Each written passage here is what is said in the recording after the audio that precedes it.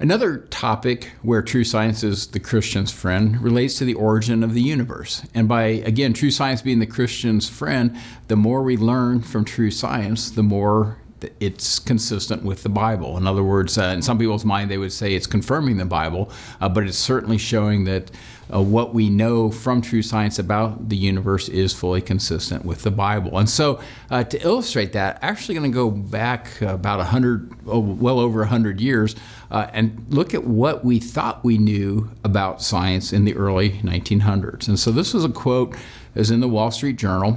It says, at the end of 1907, the Wall Street Journal reported that the most extraordinary event of the past 12 months was the proof afforded by astronomical observations that conscious, intelligent human life exists upon the planet Mars. And so, wow, I can see why that definitely been the biggest story of the past 12 months. And so that was our understanding of science back in 1907. And so we think, well, how could someone come up with that? How could anybody come up with that idea? And we talked about in a previous DVD how ignorance is the friend of the atheist. And in this particular case, again, it was primarily ignorance, or entirely ignorance, that made us think that, but there was just a little smattering of some data that somehow encouraged that particular conclusion. So what had happened was Percival Lowell, he was a Harvard University graduate, fellow of the American Academy of Arts and Sciences.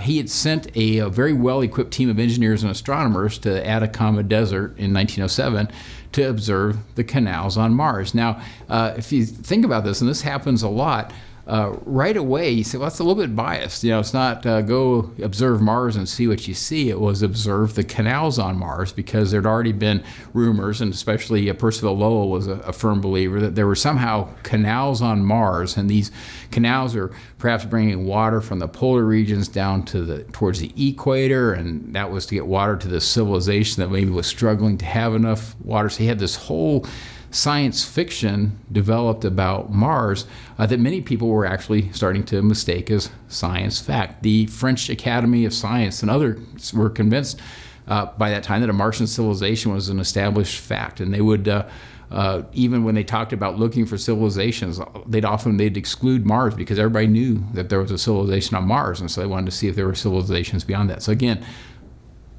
based on ignorance, but a lot of very influential, prominent people that were running with that particular idea. And of course, evolution was considered true, and life is expected to be common throughout the solar system and the universe. So I always wonder if, say someone had been in just any kind of class or gone to work, and someone had popped the Wall Street Journal down in front of us and said, wow, what do you think of this? We know for sure now there's Martians, there's people walking around on Mars. And we have to be very careful of that, because as a Christian, you start thinking, well, it doesn't really matter, it doesn't really affect someone's faith in the Bible, so you may just kind of go with it, but the reason we have to be careful is even a statement like that, it would obviously have had some biblical implications. Because if we said, okay, whatever, maybe there really are people walking around on Mars, well, then the following questions could be like, well, why did Jesus come to Earth to die if God also created men on Mars? It'd be one question. Are Martian men sinless? If they are sinless, why are they going to be destroyed with the rest of the universe? So you don't put up this whole, I guess call it kind of tangential discussion that could have some important implications. And again, it could be affecting, depending on how that conversation played out, it could really affect that person's willingness to consider the Bible. In other words, to objectively consider the Bible. If we went a different direction, well, you could end up with the question, well, why didn't God tell us that He'd also created men on Mars? Some people might say, well, before the flood, we have no idea how advanced the technology was. There might have been some very advanced technology before the flood. So what if we had developed rockets, say, to send people to Mars before the flood? So it could be another line of reasoning people would use. But then you start to ask, well, if they could escape the judgment of the flood, in other words, if people by their own power could escape that judgment, well, could they somehow escape the final judgment? So again, a whole can of worms can be opened up. But again, it was all based, in this case, it was fake science based on ignorance that would have led to these types of discussions. And so again, that's just something we have to, because there's always, always in the form of every few months, there's always some kind of headline that could cause people to question the Bible. So every few months we'll hear about maybe a missing link. In this case, we heard about people on Mars, but something where it's an obvious attempt to get people to question the Bible. So we have to step back and think, well, we know that true science, as it catches up, will always be consistent with the Bible, will always confirm the Bible. And of course, this is what happened on Mars. Belief that higher life forms existed on Mars is widespread through the 1950s.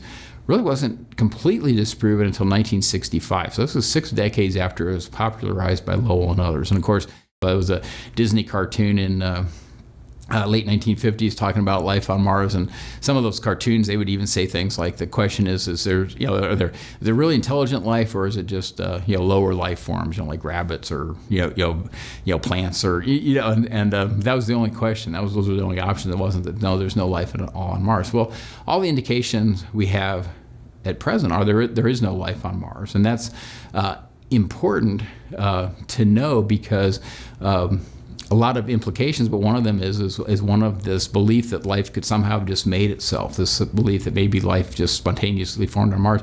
That's actually been a hindrance to sending humans to Mars. And because of this fear that we'll somehow contaminate Mars with, say, bacteria or life from Earth if we send humans there, or if we don't properly sterilize our probes. But it's that at its foundation, it's again based on this fake science, this idea that somehow life could just make itself, which again we know goes against everything we know about true science. Basically, universally, people now admit, well, okay, there's no people on Mars, there's no intelligent life on Mars.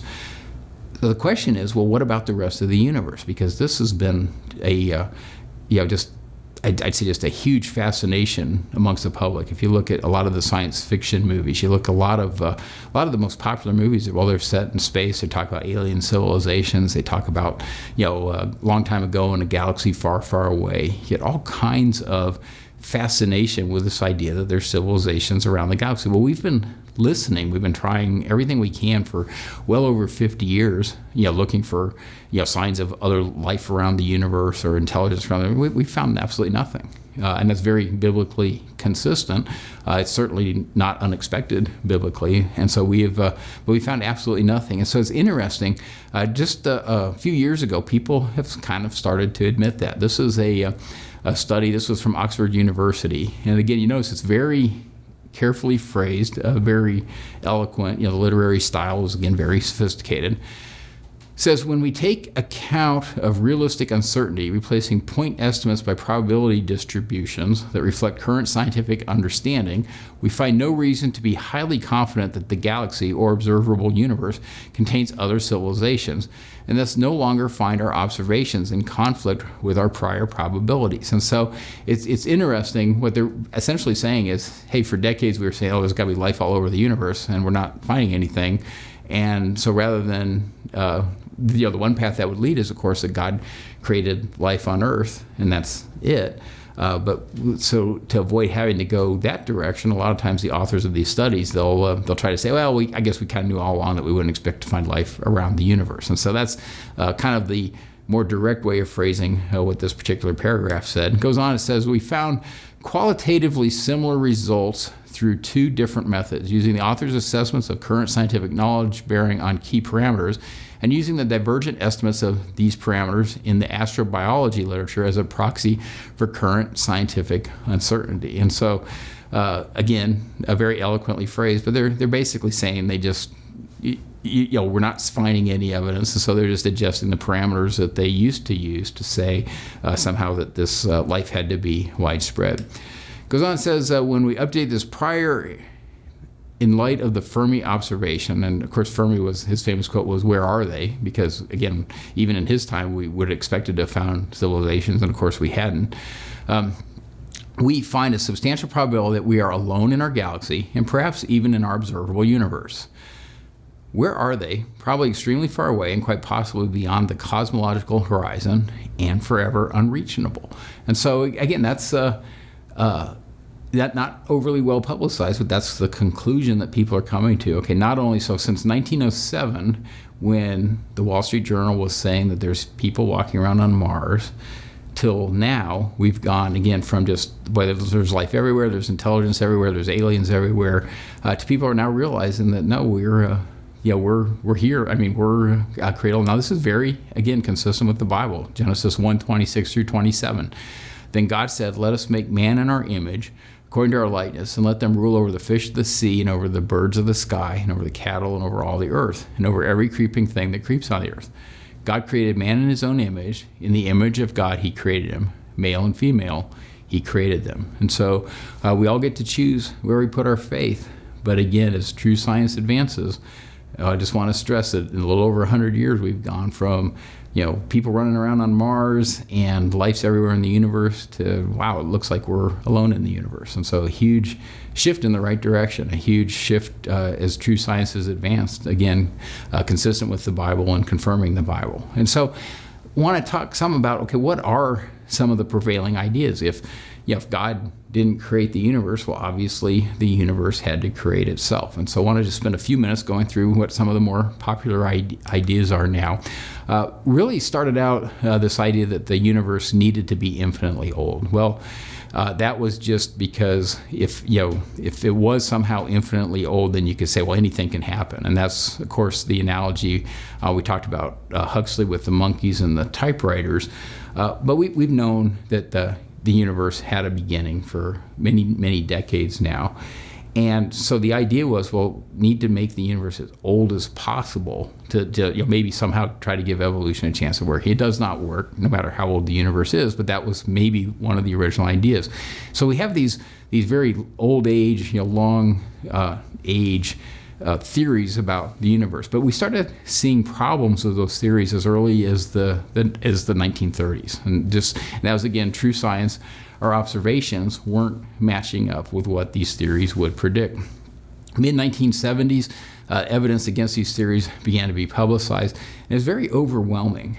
And remember when they first started talking about this, that actually I wasn't a Christian yet, and it was interesting to watch the discussion unfold, because a lot of people were bothered by the fact that we were thinking about we're going to have to add basically fudge factors. We're going to have to add things to somehow make these theories not have a fatal contradiction with what our observations were saying. And so went ahead and added dark matter and dark energy. It actually got a fair amount of publicity. And the reason it got so much publicity is that time it had to be 50% of the universe. In other words, to make these theories work, 50% of the universe was going to have to be made up. And so that bothered people. It should have bothered people. Sometimes people might introduce a fudge factor that's maybe 0.1%, or is something there that we don't understand. But 50%. So we have to make up 50% of the universe. And one of the justifications was, well, that's just for now. It's just to help us keep developing the theories and keep working with things.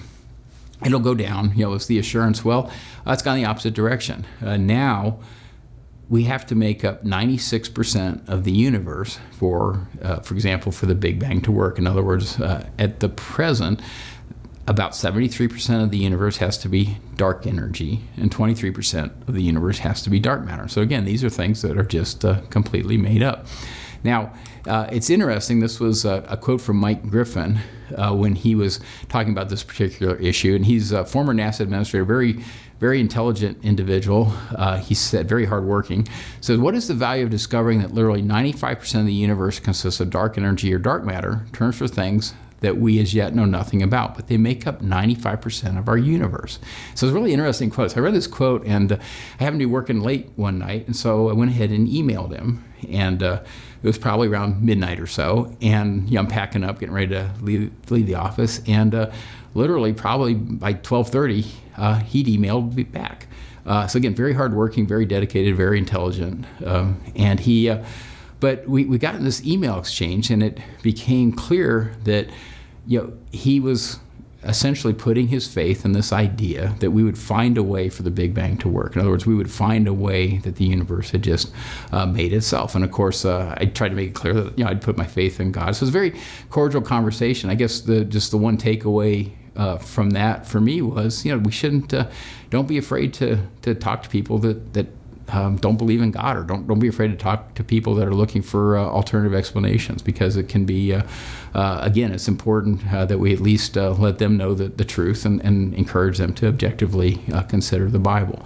But anyway, this was the quote, and also his reason for saying this was exactly the way the quote says, would be we don't know anything about the universe, and so we don't know anything about the universe, and so that's why it's so important to explore. Well, I think all of us would agree with that. So again, just the quote showing that space exploration can be very important because we know so little about the universe. But the question is, okay, if we're willing to admit that we know essentially nothing about the universe, then why would we let that affect our faith in the Bible? In other words, why could we, if someone says, well, we don't know anything about the universe, but here's our best atheistic explanation, well, we should engage in the conversation, but obviously that we shouldn't be led astray by that particular explanation, that particular idea that they might be entertaining.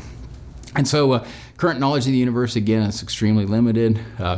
So it has been noted that names dark matter and dark energy serve mainly as expressions of our ignorance, much as the marking of early maps with terra incognita.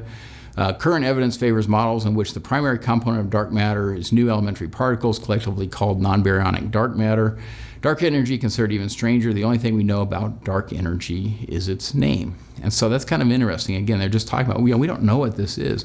And so when you say, well, how do we know it's there? Well, the only reason we know it's there is because it has to be there for the Big Bang to be true. And so it's circular reasoning at best. And so again, just this whole idea of contriving this scenario where somehow we can avoid this fatal contradiction between our observations and the Big Bang Theory. I'd say fascinating, but again, a lot of people are being led astray by this. And again, I like that first quote because it does mention expressions of our ignorance. And so again, I think this is a case of just where scientific ignorance is being used to promote atheism. But again, as true science advances, again, it is confirming the Bible. And there's a lot of other quotes. This is one from the University of California Observatory's Lick, and talks about, again, not just dark matter, dark energy, talks about inflation, but it's interesting.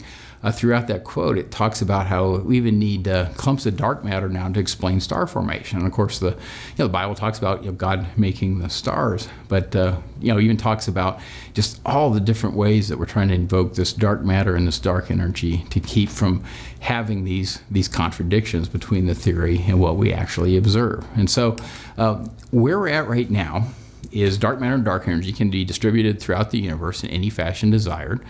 Dark matter and dark energy can have any property desired. There's two new concepts recently introduced: dark flow and dark light. There's other concepts too. We have inflation, and so the point is, a similar approach can be used to really support any theory that anyone desired. And so I think a way to look at that is going back to a math analogy. If we have basically we have our observations. And so this is our actual technical observations, but then we're allowed to put in fudge factors. In this case, we're 96% fudge factors, adjustment factors. And then we want to say, well, okay, somehow then that shows that that proves this theory, or this somehow supports this theory. And so a mathematical analogy could be, well, if I said, okay, x plus y is 100, what does x equal? And don't do the algebra. Just pick an integer, because in that case, well, obviously x can be anything we want. It doesn't even have to be an integer. It can be any number we want it to be. So if I say x plus y is 100, someone says x is 20, I say, oh, that's absolutely right. Because y, we'll just make y 80, and so 20 plus 80 is 100. Someone else says, well, maybe x is 40. I say, absolutely right. Because now we just make y 60. 40 plus 60 is 100. Say that person said that x was 40. Again, that's our observation, so whatever we're seeing. But then I wanted to change the answer. I wanted the answer to be 200 instead of 100. Hey, doesn't matter. Because now that same person, they said x is 40. When I just say, x is 40. Now I'll make y 160. Answer is 200. It's still right. And so if we're allowed to do this, in other words, if we're allowed to make up 96% of the universe, there's really no set of observations that we couldn't add all these fudge factors to and pretend that they supported any theory we wanted to. And so it's not a scientific theory. And so when someone says, "Oh, the Big Bang's been proven," I mean, it's just like saying, "Well, we've proven that x plus y equals 100." It's not a proof. It's not even science. Because another way to look at that is it doesn't matter what the observations are. There's no way, the way the Big Bang theory is constructed, there's actually absolutely no way to disprove it, because no matter what my observations are, I can always add in a fudge factor to say, "Oh yeah, see, that's consistent with the Big Bang." And so that's a very important point, very important, to try to make clear to people. Now, the other good news is it's not just Christians that have noticed this. This is it's an open letter to the scientific community.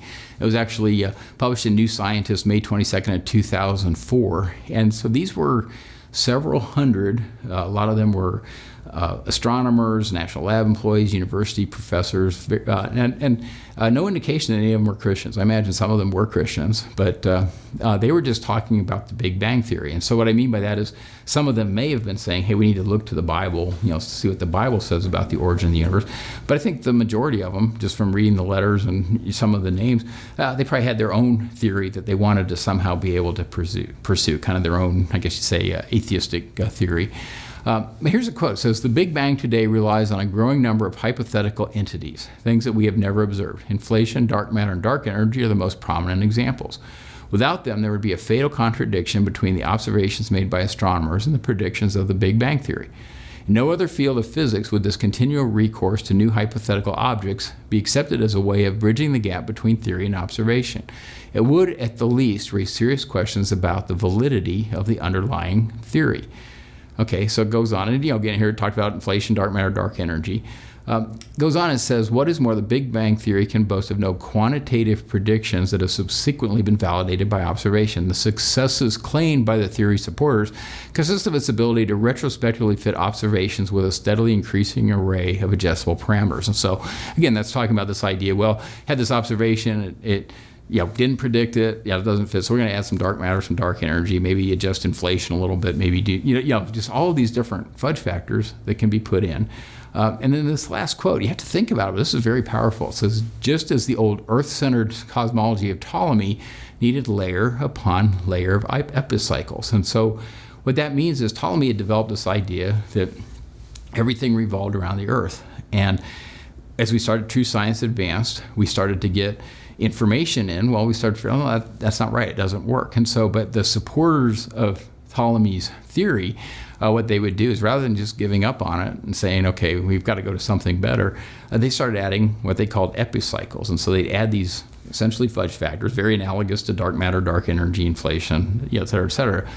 They'd start adding these to try to pretend that somehow the observations were still consistent with his theory. And so what they're saying here is we're doing the same thing with the Big Bang. And so again, it's extremely weak theory, and certainly no reason to put our faith in it. Because again, go back to someone's trying to come up with an alternative way that the universe could somehow have just made itself. Well, the Bible tells us in the beginning God created the heavens and the earth. But even if these alternatives, they don't explain all the other attributes of God. They certainly don't explain why we have free will. They don't explain why could we choose to put our faith in the Big Bang theory. Because if there really was a purely naturalistic way that the universe just made itself, again, we wouldn't have a choice. So then it's interesting. This is where atheism really starts to hinder scientific progress. And we'll talk a little bit about how it's been a setback to human exploration of Mars, this idea that life could just make itself. But it also is a setback in many, many areas, including our whole idea of cosmology. This is from back in 2009. But there were papers presented saying that, hey, we've found a way to get rid of the need for dark energy. And so you think about that. 73% of the universe has to be made up. It's this entity called dark energy. 96% is made up. 73% though is dark energy. A team of mathematicians and a team of physicists figured out a way to get rid of that. So when you think about that, you think, well, that should be a Nobel Prize. I mean, that'd be huge. As a quote says, mathematicians have come up with an answer Monday for the mystery of dark energy tearing the universe apart at an accelerating rate. It ain't there. Blake Temple and Joel Smoller suggest that expanding waves from the Big Bang are propelling the trillions of galaxies filling the universe apart. Suggest study dark energy is an illusion if their equations are right. But it says, however, the only problem is that for the equations to work, we must be literally at the center of the universe. It doesn't seem physically relevant. And so, like, well, why wouldn't that be physically relevant? I mean, just came up with a theory that gets rid of, dark energy, which again is this huge fudge factor that we're having to use. Why wouldn't that be physically relevant? Well, it goes on, this is a different study. A team of physicists says if Earth and its environs are centered in a vast billion light year long bubble, relatively free of matter, and turned surrounded by a massive dense shell of material, then gravity's tug would cause galaxies inside the void to hurtle toward the spherical concentration of mass. So theorists Robert Caldwell of Dartmouth College and Albert Stebbins of the Fermi National Accelerator Laboratory in Batavia, Illinois. That process would mimic the action of dark energy. A local observer would be tricked, it's interesting to use that word, into thinking that the universe expansion is accelerating. The article goes on to note, but that scenario violates the Copernican principle, a notion near and dear to the hearts of physicists and cosmologists. Okay, so Copernican principle, you think, well, wow, Copernican principle must be very technical, very scientific. It has absolutely nothing to do with science. It's this religious principle that if atheism is right, we can't be anywhere special in the universe. In other words, everything has to be random. And so we look at our observations, and these are some very obvious, calculations and observations.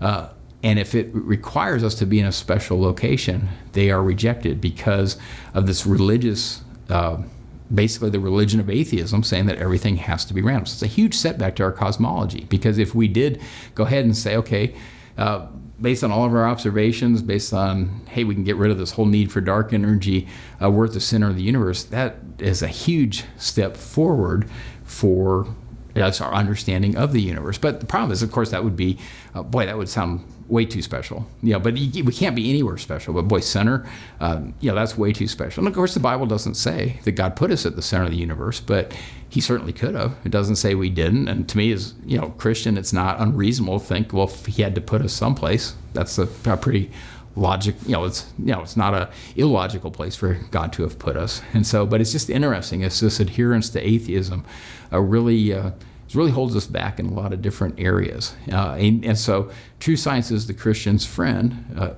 And again, it ends up being the enemy of the atheist or the evolutionist as true science advances. Now, what you can then look at is, suppose that team of physicists and the team of mathematicians, suppose they were right, suppose we were near the center of the universe. Well, then you start to have other factors, and there's been, some Christians have developed these theories where the fact when God created us, we were near the center of the universe, we start to have things like gravitational time dilation, which is, again, pushing at kind of the forefront of our understanding of physics, but it has been verified, so it has been measured. It's not just, based on what, Einstein's theories, it's also been verified. And when that comes into account, then you can literally see how the universe would appear the way it does from an Earth that's a few thousand years old. So a huge implication. So it goes beyond just this idea that we were able to eliminate the need for dark matter or eliminate the need for dark energy, but it also gets to the point of now all of a sudden everything starts to become consistent, because again, that's something else that can trouble people. Well, how do you see stars that are millions or billions of light years away? Light year, of course, is just a measure of distance, but how can you see those from an Earth that's a few thousand years old? Well, if God had created us near the center, then that actually becomes very consistent. And so it's an interesting just again how things could play out. We'll have to see how things do play out over the next few decades. Bible, of course, talks about stretching out the heavens. I think it's about 17 times in the Bible. What if God chose to make parts of creation mature? What if there are accelerated processes during creation week? What effect could new discoveries have? So again, a lot of just exciting things. And I would say that the science is still advancing, but again, it is confirming the Bible. We're as we're learning more from true science. So this was a quote back a little while ago, and so now it starts talking about other issues people are having in general with this whole idea of the cosmology and the Big Bang and the age of the universe. And what's interesting here is if you go out to some sites, Christian articles written, and they'll say things, we know the age of the universe to 5 significant digits. I think there was a quote out there that says, 13.781 billion years old. Well, so I say, if we know it to 5 significant digits, there's no way that the Earth could just be a few thousand years old. So anyway, this was a AP article from 2019. Says the universe is looking younger every day, it seems. New calculations suggest the universe could be a couple billion years younger than scientists now estimate, and even younger than suggested by 2 other calculations published this year that trimmed hundreds of millions of years from the age of the cosmos. The huge swings in scientists' estimates, even this new calculation could be off by billions of years, reflect different approaches to the tricky problem of figuring the universe's real age. And so again, the point isn't, not saying that their technique is right, it's but the whole point is, on the one hand, people can be told, no, we know, positive about the age of the universe, depending on what article they go to. But then you look at the other research that's going on, and they say, we don't even know within a few billion years. And so I'm not saying that the particular approach they're using is biblically consistent either, but it's just interesting, just the kind of the admitted uncertainty that there is with all these kind of the atheistic theories that claim the universe and everything in it somehow just made itself. Now, of course, the obvious question that we should also look at is what was there before the alleged Big Bang? And this is really important because a lot of times the discussion will stop at, did the Big Bang happen or not? And again, as we've talked about, tremendous evidence that no, it didn't happen. There was no Big Bang. It's inconsistent with what we're observing. We need all of these fudge factors, dark matter, dark energy. We need all these things that we know essentially make the Big Bang not really even a scientific theory. But if you start asking, what was before the Big Bang, that gets even more obvious because all of the explanations are metaphysical. In other words, they have to appeal to the supernatural, have to appeal things outside of nature. And so, a few years ago, it'd be the statement that, all of the universe exploded from a point of infinite density. Well, at a point of infinite density, the laws of nature don't apply. And so if we're in a situation where the laws of nature don't apply, what are we? Well, we're supernatural. They would talk about another popular one now is that, maybe outside the observable universe, there's this universe generator. And this universe generator has just generated an infinite number of universes. And because it's generated an infinite number of universes, there's a universe that, just like ours, kind of a mathematical trick, But again, it's, okay, so think of what they're just saying. They want us to, we can't put our faith in God, try to avoid God at all costs. Don't want to put our faith in the Bible. And so where we are supposed to put our faith is in this idea that there's this mystical universe generator out there that's just creating these universes. So again, it's appeal of supernatural. It's outside of nature. It's outside of our observable universe. And so that's a very important point because, again, it drives home, where do we choose to put our faith? And again, just the fact that we can choose where to put our faith means, no, the universe generator doesn't give me free will. God can give me free will. The Bible tells me I have free will. And so that's that's a very obvious conclusion if we just keep going back, keep pushing back on this whole idea about the universe and everything in it just creating itself. And so a kind of a final observation is kind of a final implication of the Big Bang. This was one that's so strange. I had to look it up multiple places, but it's, apparently this is a current theory. There's people working on this. And it's the idea of what they call Boltzmann brains. And so in a nutshell, and I'll read the quote in a minute, but in a nutshell, what they're saying is the odds of a universe that's as finely tuned as our universe, to the point that, supposedly, stars could form, planets could form, life could evolve, all that fine tuning. Well, they say that's very unlikely that would just pop out of nothing. In other words, and they're absolutely right. It's impossible. It did not pop out of nothing. But what they're saying is it would be, in their minds, infinitely more likely that just little brains would pop out. So nearly infinitely more, likely, much, much more likely. And so the idea of the Boltzmann brain is that none of this is reality. If you're watching this DVD, you are just a brain that popped into existence and you think you had memories, you think, you may had a childhood, or you think you're wherever you're at. It's just all just the way the chemicals in your brain happen to be interacting right now. And in a very, very tiny fraction of a second, that Boltzmann brain is going to disintegrate back into the chaos. And so it's too strange to really even describe, other than that's where this belief in the Big Bang has driven people, because as strange as that sounds, strange as just brains popping out of nowhere sounds, it's still more credible than the idea of a universe as finely tuned as ours popping into existence. So this is a quote.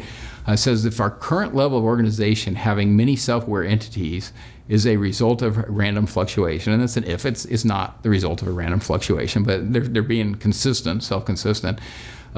It is much less likely than a level of organization which only creates standalone self-aware entities. And so that's the brain that pops up.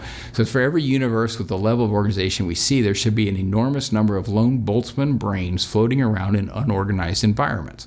In an infinite universe, the number of self-aware brains that spontaneously and randomly form out of the chaos, complete with memories of a life like ours, should vastly outnumber the brains evolved from an inconceivably rare local fluctuation the size of the observable universe. And so again, that's where the determination to rule out God, the determination to reject God, the determination to try to somehow embrace atheism, that's where it leads.